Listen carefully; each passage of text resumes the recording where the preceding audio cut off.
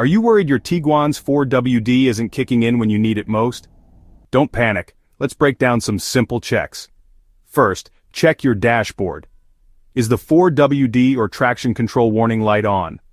That's your Tiguan telling you something's off. Next, make sure you're not in the wrong drive mode.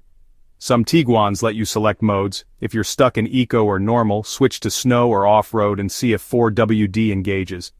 If nothing changes, listen for odd noises when driving. Clicks or grinding can mean trouble with wheel sensors or the all-wheel drive coupling.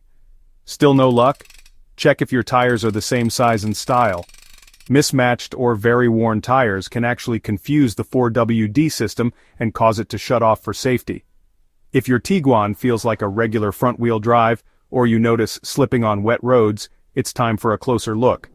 You might be dealing with a bad fuse, faulty sensor, or a deeper problem with the system's control module. Bottom line, don't ignore it. If these quick checks don't solve the problem, have a trusted mechanic run a diagnostic scan. Catching 4WD issues early means safer drives and less expensive repairs. Stay safe, and keep your Tiguan ready for any road ahead.